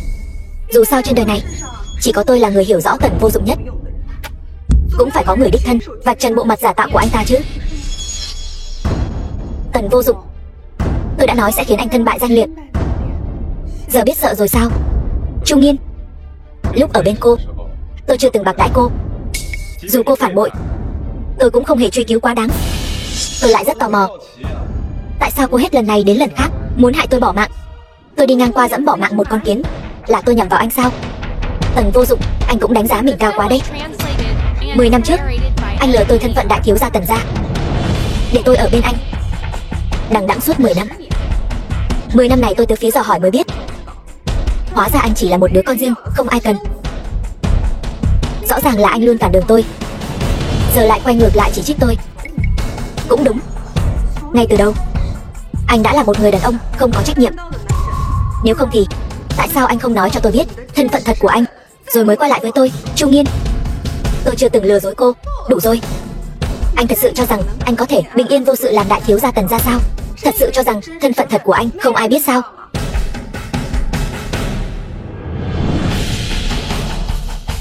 Nhìn đi Tô tiểu thư, đây là kẻ bị tôi đá, lại được cô nhặt về làm bảo bối đấy. Rốt cuộc thì anh ta là ai? Tần Vô Dụng không có quan hệ huyết thống với Tần Tam Bình. Sao lại như vậy? Vậy hôn sự của Tiểu Đào thì sao? Không thể nào. Ông ngoại, chuyện này không thể nào đâu. Đã hiểu rõ cả rồi chứ. Cái tên Tần Vô Dụng này thực ra chỉ là một thằng không cha không mẹ, cũng không biết mẹ hắn rốt cuộc làm nghề gì, mà quyến rũ được ai mới có thể sinh ra thứ này. Còn dám sỉ nhục mẹ tôi sẽ cho cậu bỏ mạng. Sao vậy? Đó là sự thật mà, còn không cho nói sao? Mấy năm nay anh có thể quen được cô bạn gái Chu Nghiên này, lại còn có thể trèo cao lên Ngọc gia. Chắc là anh không cảm thấy bản thân đặc biệt có bản lĩnh đấy chứ? Anh có muốn quay đầu lại nhìn sắc mặt của mọi người không? Nếu anh không phải là con riêng của Tần gia, ai thèm để ý đến anh chứ? Sao vậy? Không dám nhìn sao? Thực ra trong lòng anh cũng rõ, mất đi danh nghĩa của Tần gia, anh chẳng là gì cả. Hôn ước với Ngọc gia, anh không xứng. Đến bảo vật của Tần gia, anh càng không xứng. Tôi khuyên anh đó, tốt nhất nên ngoan ngoãn giao hai thứ này ra đây. Nếu không lão gia nhà tôi mà biết được thân thế của anh, e là cái mạng nhỏ của anh khó giữ đấy. Được thôi, 3 ngày sau, tôi nhất định sẽ trong tiệc mừng thọ của Tần Tam Bình, hai tay dâng lên miếng ngọc bội Tần gia này. Đến lúc đó, xem lão gia có dám nhận không. Mợ của Tần Tường, Hoàng Phương, cậu còn thật sự có mặt mũi đến đây. Tôi nhận được thiệp mời, tại sao lại không đến? Đừng có ở đó mà giả ngây giả ngô. Những chuyện cậu làm ở bên ngoài, Tần Tường đã nói cho tôi biết hết rồi. Kể từ khi cậu bước chân vào cửa Tần gia, tôi đã nhìn ra rồi, cậu căn bản không phải là dòng dõi Tần gia. Nhìn cái bộ dạng nghèo hèn không có tiền đồ của cậu kia. Bà nói cái gì? Không thể lớn lên thành cặn bã. Quả thật không giống người Tần gia Hải thị các người. Cậu thật đáng thương cho tôi khi phải chịu đựng bao năm nay. Tần Tam Bình dẫn cái thứ như cậu vào nhà, đó chính là tát vào mặt tôi, đào tim của tôi đấy. May mà trời còn có mắt, cuối cùng cậu cũng có ngày âm mưu bại lộ. Chờ đã, tuy rằng tôi không phải là con riêng của Tần Tam Bình, nhưng không có nghĩa là ông ta không có con riêng. Cậu nói cái gì? Cậu tức điên tôi rồi. Người đâu, lôi cái thằng này ra ngoài cho tôi. Lôi ra ngoài. Chị đừng tức giận hỏng người. Thằng nhãi này cứ giao cho bảo vệ xử lý đi. Bảo vệ? Tôi xem ai dám. Tần Vô Dụng, cậu đừng tưởng rằng có người phụ nữ này chống lưng thì cậu có thể hồ đồ lẫn lộn cho qua chuyện. Có bản lĩnh thì bảo cô ta đánh tôi đi, đến đánh bỏ mạng tôi đi này. Láo sự, dám mạo phạm chủ nhân. An Phi, lui xuống đi. Vị thím này, tôi nghĩ giữa chúng ta không quen biết nhau đâu nhỉ? Tôi nhổ vào. Bao năm nay cậu ăn của Tần gia, dùng của Tần gia, vậy mà đến người thân thích cũng không nhận ra. Nhưng tôi nhận ra cậu. Cậu đánh nhau với người ta, bị người ta đánh thành người thực vật. Suốt 10 năm nằm trên giường làm phế nhân. Tiền duy trì mạng sống của cậu những năm nay đều là từ nhà chúng ta lén lút cho cậu đúng không? Cậu mau trả lại cho tôi. Tần Tường nói tôi bị Tần gia bỏ mặc, các người lại nói Tần gia vì tôi mà trả giá rất nhiều. Hay là các người thống nhất lời khai rồi nói tôi cho cậu ăn nói lung tung vậy sao? Chị, tim tôi đau quá. Số tôi khổ quá. Tôi hầu hạ Tần Tam Bình cả nửa đời người, sinh con đẻ cái cho ông ta. Tôi vì Tần gia dốc hết tâm sức, kết quả tôi còn bị cái thứ con hoang lai lịch không rõ này sỉ nhục như vậy. Số tôi khổ quá. Chuyện gì vậy? Con mau làm chủ cho mẹ. Đúng đó Tần Tường, dạy dỗ cậu ta cho tốt. Sao nó dám bắt nạt chúng ta? Không được, con ăn nói với mẹ con cho đàng hoàng. Thằng nghịch tử này, rốt cuộc con banh ai? Tần Tường, con đừng có mà không phân rõ nặng nhẹ. Thôi được rồi, lề mề, nói với các người không rõ. Anh mau qua đây. Thằng bé này, chị, nó mắng em.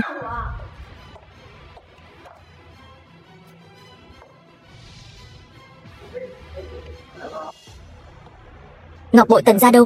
Đưa cho Tần gia các người sao? Nếu không thì sao? Chẳng phải anh nói sẽ dâng hai tay sao? Đừng hòng giở trò với tôi. Tôi nói là sẽ dâng hai tay, cũng không nói là cho cậu. Được thôi, anh muốn gặp ba tôi đúng không?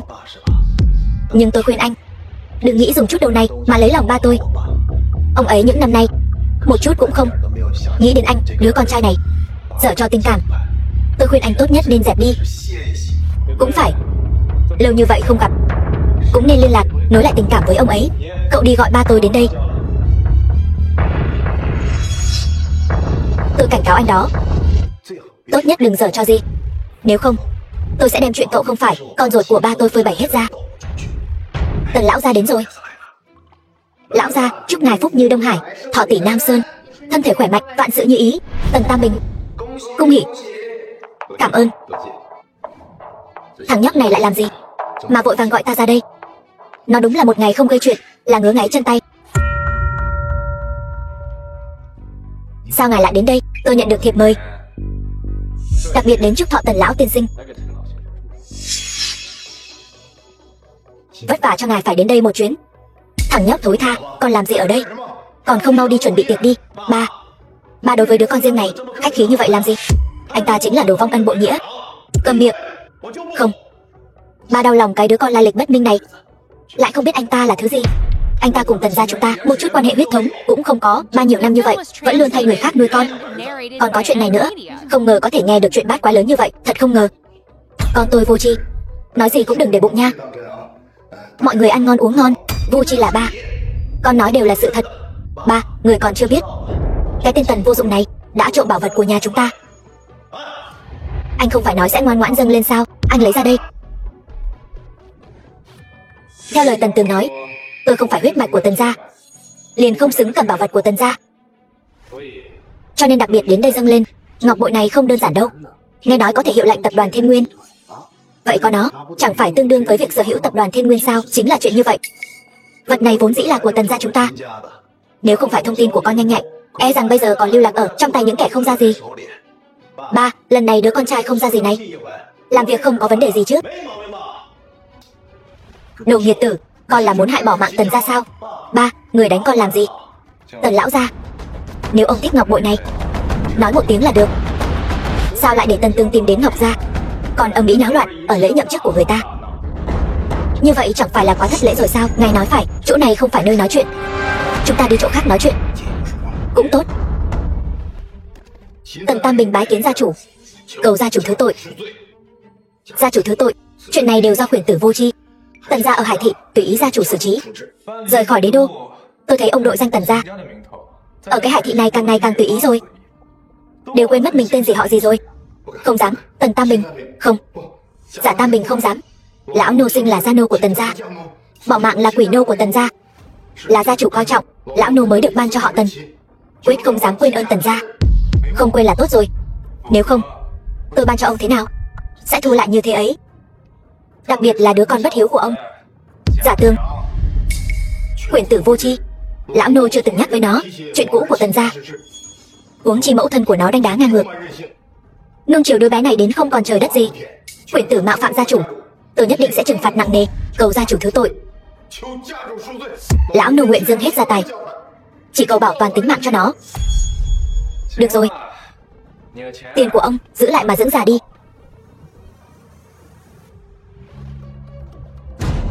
Rốt cuộc là ba có ý gì vậy? Ông ấy thật sự muốn giúp cái tên kia sao? Dù sao thì nó cũng không phải là huyết mạch của Tần gia. Ba con chỉ muốn che chở cho nó thôi. Những bậc trưởng bố này tuyệt đối sẽ không dung thứ cho nó. Mẹ có cách rồi phải không? Bao nhiêu năm nay, cuối cùng mẹ cũng có thể hả hê rồi. Chủ nhân, Hoàng Phương và con trai có thể đang âm mưu chuyện bất lợi cho chủ nhân. Họ đã có được một chiếc nhẫn. Chiếc nhẫn đó trông rất quen mắt. Có điểm nào đáng chú ý không? Giống với chiếc nhẫn của điện chủ ở Chân Long Điện. Cái thứ đó sao? Đó là khi 10 năm trước tôi mới đến Hải thị, tiện tay cho Tần gia làm tín vật thôi.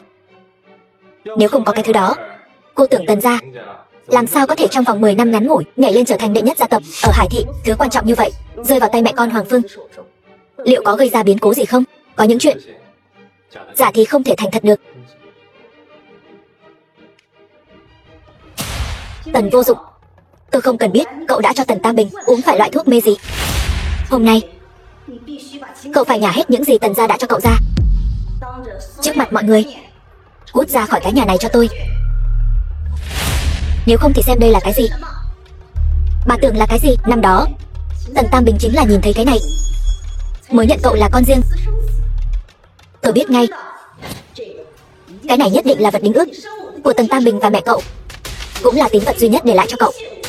Bà tưởng là đang đóng phim truyền hình sao? Cậu mà còn ở đây không chịu đi. Cậu tin tôi đập nát nó không? Để cho cậu và bà mẹ lăng loàn kia cả đời cũng đừng hòng nhận nhau. Bà dám? Bà! Tần Tam Bình, cái đồ già không biết xấu hổ này. Cái người đàn bà đó cắm sừng ông, để ông nuôi con cho người khác. Ông còn che chở cho cô ta. Tôi có gì mà không dám. Bây giờ tôi đập cho ông xem. Đừng!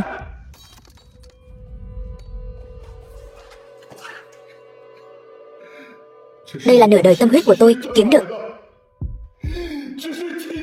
Đây là bùa hộ mạnh của Tần gia đó. Bà làm gì vậy? Bao nhiêu người đang nhìn kìa.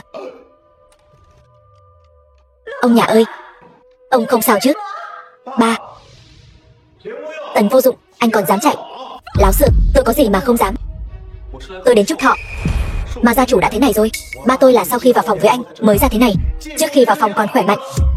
Chính là vì ba tôi, ông ta biết được thằng con trai nuôi hơn 10 năm trời không phải là con của ông ta. Tôi nói cho anh biết Tần vô dụng, ba tôi mà có mệnh hệ gì, tôi liều mạng với anh. Tần Tường, các người lên đây gây sự, chọc tức ông nhà tôi, lại còn động tay động chân với con trai tôi. Hôm nay tôi liều với các người. Chị dâu, nhìn người đàn bà kia là biết dân chuyên nghiệp rồi. Chúng ta vẫn nên đưa anh cả đến bệnh viện trước đi. Các người cứ chờ đó cho tôi.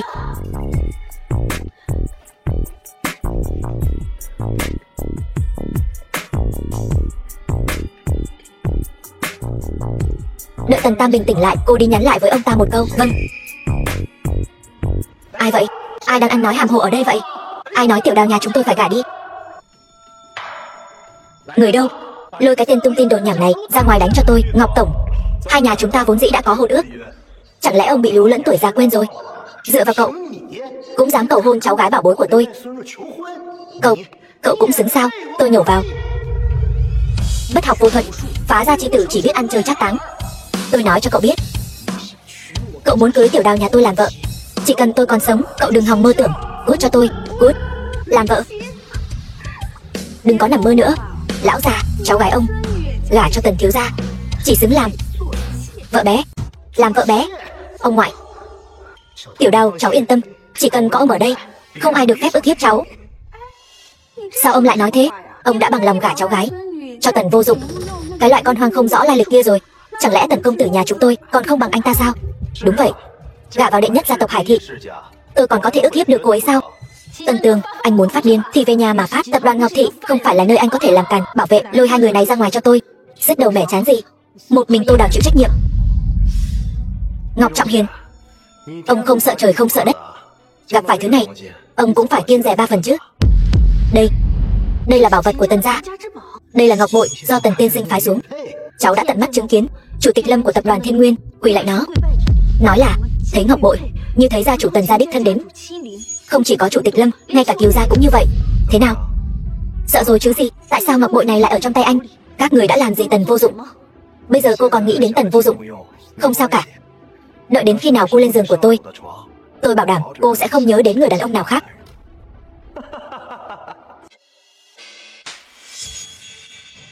Đồ tiện nhân, đừng có được voi đòi tiên. Anh có ngọc bội cũng không thay đổi được sự thật anh là một kẻ vô dụng. Muốn tôi gả cho anh? Nằm mơ đi. Cô tưởng tôi coi trọng cô lắm chắc? Một thiên kim thế gia, 20 mấy tuổi rồi mà vẫn chưa đính hôn, một mình chạy ra nước ngoài đi học. Ai biết có phải cô ra đó làm vậy hay không? Nếu không phải thấy nhà các người có chút tiền, lại không có đứa con trai nào quản lý, nên mới thương hại các người. Nếu không thì cô chỉ có thể gả cho loại Tần vô dụng đó thôi. Đồ tôm cá thối tha, chạy tới tranh làm cháu rể của ông ngoại tôi. Anh cũng xứng sao? Tôi có xứng hay không? Cô hỏi ông ngoại cô xem. Nhìn thấy cái này, ông ta dám không nghe lời không?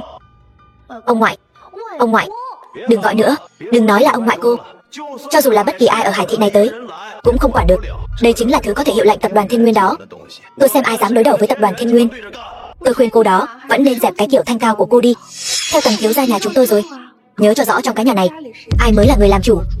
Nếu dám có nửa điểm không nghe lời, coi chừng Ngọc gia các người gia sản bạt ngàn, một xu cũng không giữ lại được.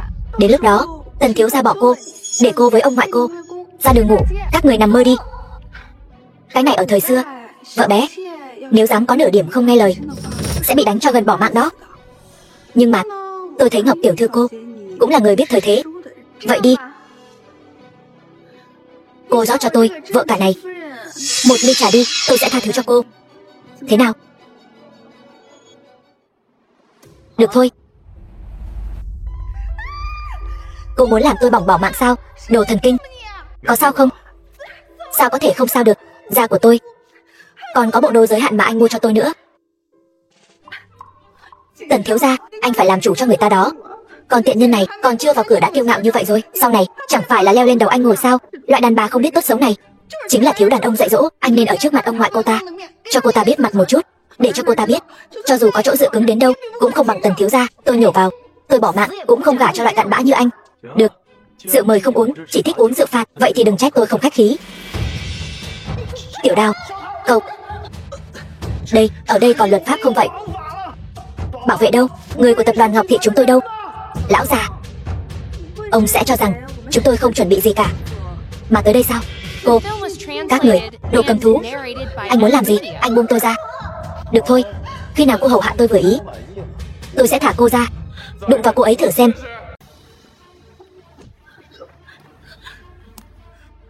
Tần vô dụng, sao giờ anh mới tới? Xin lỗi, tôi đến muộn. Tần vô dụng, anh đến cũng vô dụng thôi.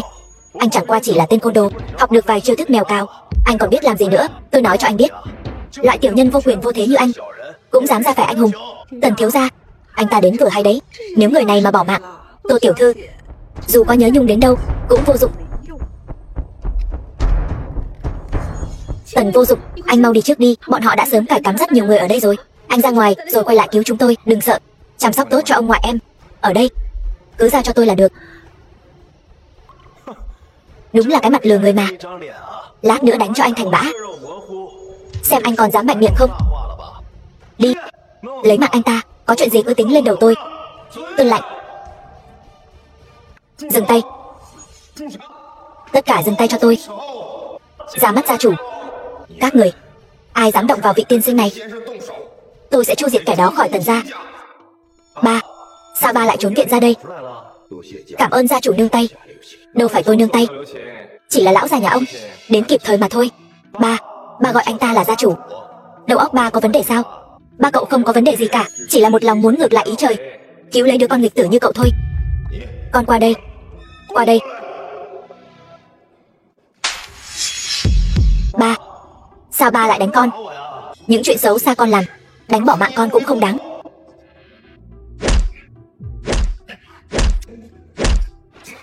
Đừng đánh nữa. Đồ nghịch tử, con còn dám đánh trả?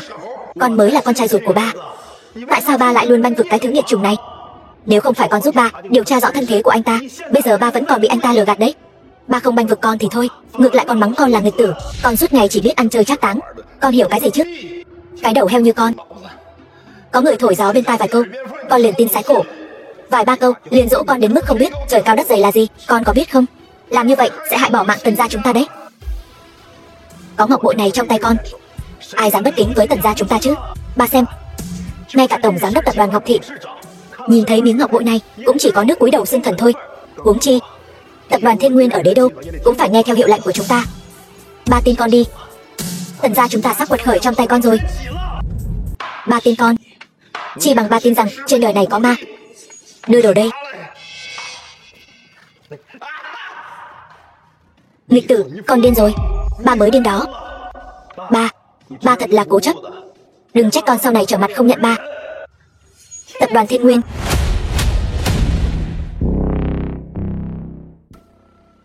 Người của tập đoàn Thiên Nguyên đến rồi. Các người cứ chờ bỏ mạng đi. Tần Tường, nói phải có chừng mực, làm phải có mức độ thôi, mới có một đường sống. Anh là cái thá gì? Đến khi nào thì đến lượt anh dạy dỗ tôi. Thuộc hạ đến chậm, xin gia chủ thứ tội. Không chậm.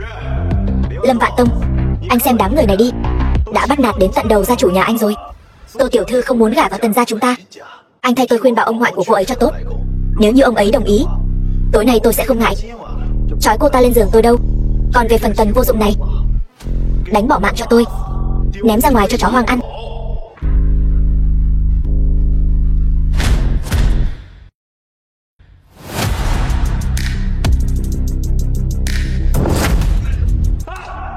người làm gì vậy? Gia chủ, người này xử trí thế nào? Này, các người có bị mù không vậy? Ngọc bội ở trong tay tôi, các người quỳ tên tạp chủng này có ích gì chứ? Anh ta căn bản không xứng mang họ Tần. Đúng vậy. Có phải các người nhầm lẫn gì rồi không? Người này và Tần gia không có chút quan hệ nào. Tần Tam Bình, xem đứa con trai phạm thượng của ngươi kia. Lão nô dạy con không nghiêm, xin chủ tịch Lâm thứ tội, xin gia chủ thứ tội. Ba, cầm miệng, cái thứ nghịch tử, không xứng mang họ Tần là con.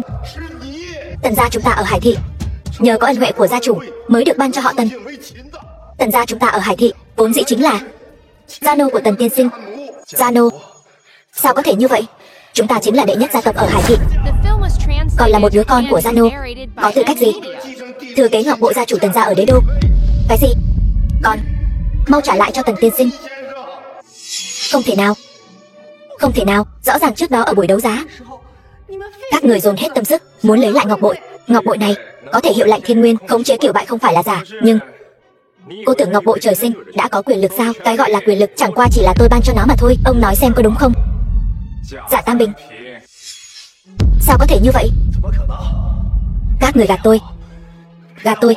Đây là trời muốn diệt tôi rồi.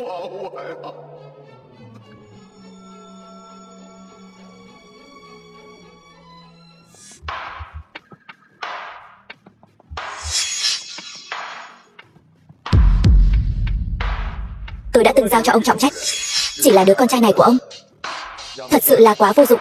Dạ Tam Bình, từ hôm nay trở đi, cái họ Tần của ông tôi thu hồi. Còn về phần đứa con trai này của ông, nên xử trí thế nào? Nghĩ kỹ chưa?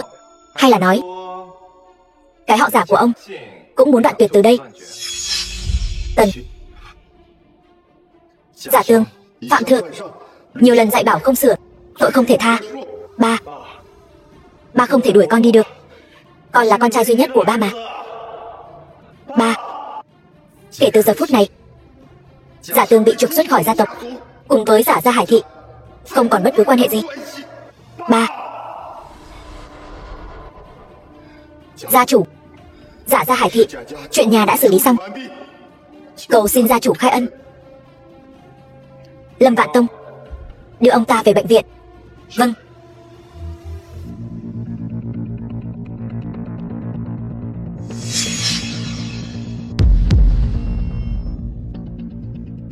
Không sao chứ? Lần này cảm ơn anh. Sao còn sợ đến mức nói lắp rồi? Tôi chỉ là không ngờ anh lại là người của Tần gia đế đô, nhất thời có chút kinh ngạc thôi. Bất kể thân phận gì, tôi vẫn là tôi, cho nên mong em vẫn đối xử với tôi như trước đây, được không? Đi thôi. Tần vô dụng, anh lừa tôi thật khổ sở. Tôi đi theo anh bao nhiêu năm như vậy, đối với anh thật lòng thật dạ. Anh vậy mà đến thân phận thật cũng không nói cho tôi biết. Trước mặt cô, tôi chưa từng nói một câu giả dối nào. Trung Nghiên, cô vẫn chưa hiểu rõ sao? Người lừa cô không phải là Tần vô dụng, mà là chính bản thân cô đó. Cô im miệng đi. Cô có tư cách gì mà nói ở đây? Dựa vào cái gì mà không cho tôi nói? Tôi cứ nói đấy. Thân phận con riêng của Tần gia không phải Tần vô dụng nói cho cô biết. Anh ta và Tần gia việc không có quan hệ huyết thống gì cũng không phải anh ta nói cho cô biết. Tự mình tra được cái gì thì tin cái đó. Bây giờ ngược lại còn muốn trách anh ta. Tần tiên sinh, chuyện không phải lỗi của anh mà anh cũng chịu sao? Anh đúng là người tốt bụng đó. Đừng làm loạn nữa, chúng ta đi thôi. Vô dụng, xin lỗi, em sai rồi. Trước đây đều là em không tốt, anh cho em thêm một cơ hội nữa có được không? Anh quên lúc ban đầu anh đến Hải Thị, anh một thân một mình, anh bị Hoàng Phương đuổi đến không có nhà để về. Là em kêu mang anh đó. Cho nên cô nhìn thấy tôi từ Tần gia đi ra, cho rằng tôi là con riêng của Tần gia nên mới cố ý tiếp cận tôi. Không, em chỉ là đau lòng cho anh. Một mình ở ven đường, em căn bản không biết thân phận của anh. Em vừa rồi nói sai rồi. Quả nhiên là vậy. Tôi vẫn luôn nhìn lầm cô. Mấy lời viện giải này của cô giữ lại nói với Tần thiếu gia của cô đi. Cô mau đi. Vô dụng, vô dụng.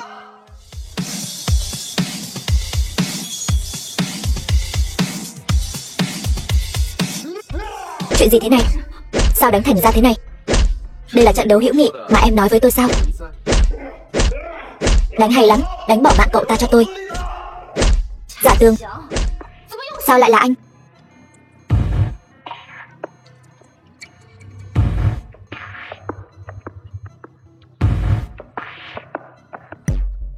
Chủ nhân, gần đây có ác đồ không rõ lai lịch xuất hiện. Đã xác nhận thân phận ác đồ chưa? Vẫn chưa. Ở đây rất đông người, tôi sẽ tìm cách giải tán. Về phần ác đồ, hăng máu quá rồi đấy. Tuyển thủ mới vẫn không lựa chọn dừng tay. Hắn muốn phế bỏ lão tướng Mai ngay trên đài sao? Được. Hắc Hùng, đánh cho tôi ra trò. Sống hay bỏ mạng thế nào, tính lên đầu một mình tôi.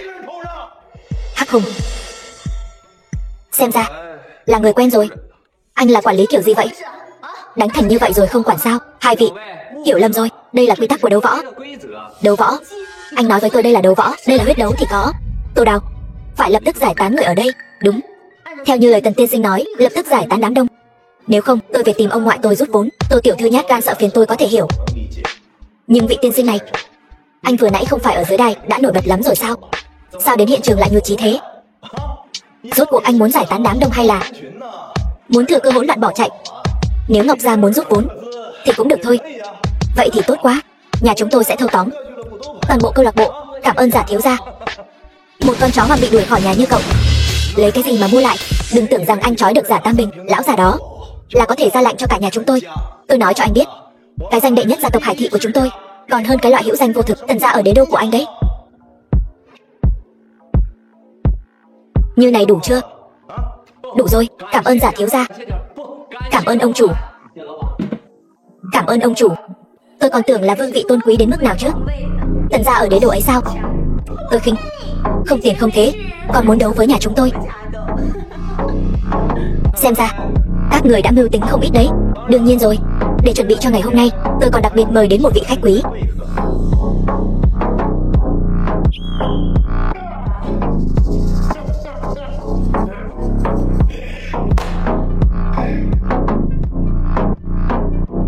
Tần Vô Dụng. Tần Vô Dụng. Tần Vô Dụng. Thế nào? Người bạn cũ này chắc vẫn còn nhớ anh đấy. Không biết Tần tiên sinh còn nhớ anh ta không nhỉ?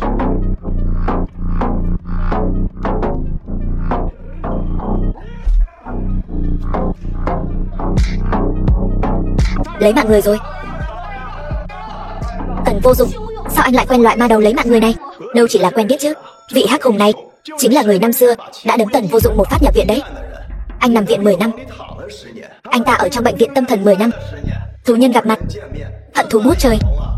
Anh nói xem, anh ta thấy anh đã kích động như vậy, anh ta hận anh đến mức nào chứ? Giả Tương, cậu thật sự muốn để nhiều người trong câu lạc bộ chôn cùng với cậu sao? Chôn cùng?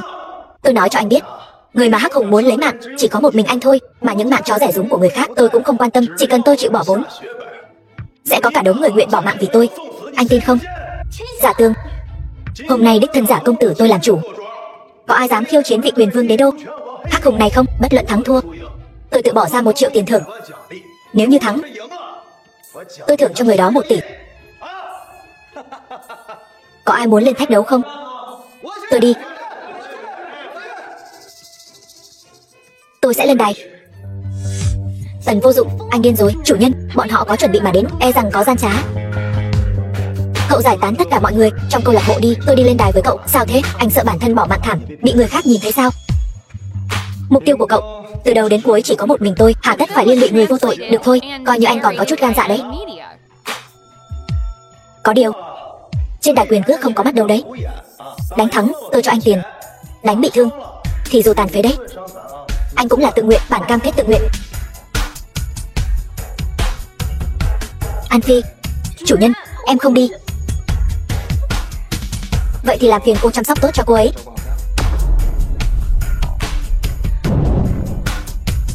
Tôi khuyên cậu mau chóng rời khỏi đây. Sự nguy hiểm của Hắc Hùng không phải là chuyện đùa. Hù dọa tôi. Anh cho rằng tôi là loại nhu nhược như anh sao? Chúng tôi đã tốn nhiều tiền như vậy, chẳng phải là để thấy anh bỏ mạng không toàn hay sao? Đúng không, Trung Nghiên? Khuyên không được thì thôi, tự mình muốn bỏ mạng, tôi không cản được. Kẻ bỏ mạng đến nơi là anh, còn tôi sẽ tận mắt nhìn anh bỏ mạng dưới tay Hắc Hùng. Đứng ở dưới nhìn có gì thú vị? Có bản lĩnh thì lên đây so tài.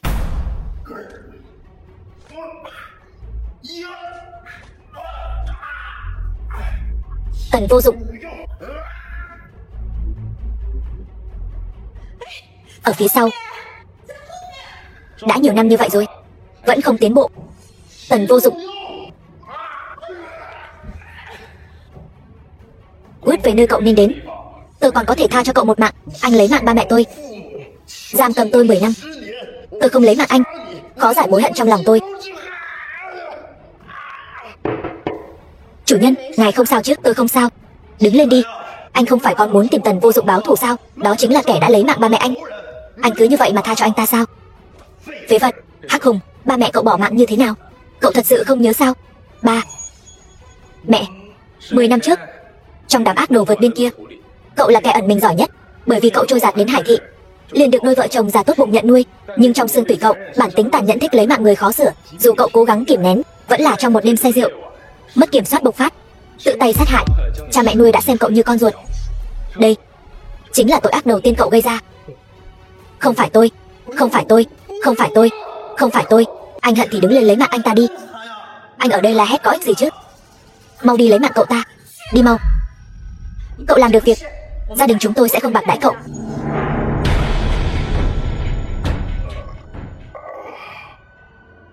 Sớm biết anh vô dụng như vậy, đáng lẽ nên để cái bệnh viện tâm thần kia cho anh bỏ mạng mới phải. Khốn kiếp, lãng phí thời gian của ông đây. Tần Vô Dụng, đừng tưởng rằng anh thắng trận đấu này. Anh chính là người chiến thắng. Tôi nói cho anh biết, giả ra chúng tôi muốn lấy mạng anh, có rất nhiều thủ đoạn. Giả ra các người còn có sau này sao?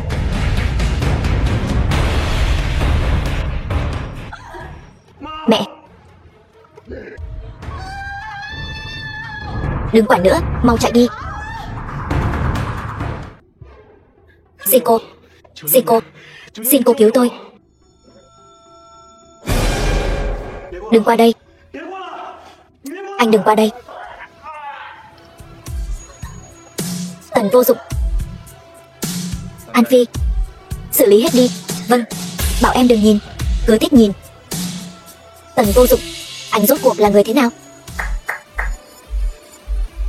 Sao chỉ có các người, những người khác đâu? Long chủ, cấm môn có biến, có ác thần mới xuất thế rồi. Cậu là công thần của Cửu Châu, tôi nhất định báo thù cho cậu. Chủ nhân. Ác thần sao? Chư vị thuộc Chân Long Điện, theo tôi đổ sát ác đồ, dẹp yên Cửu Châu. Vâng.